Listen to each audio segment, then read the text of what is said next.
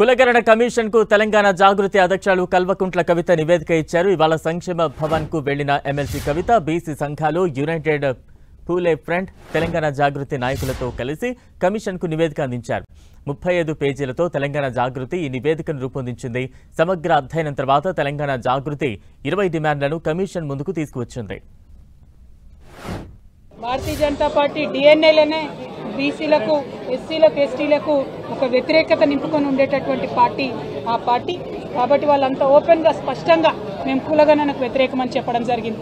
మరి వాళ్ళ బీసీ బిడ్డలుగా మనందరం కూడా ఆలోచన చేసుకోవాలి.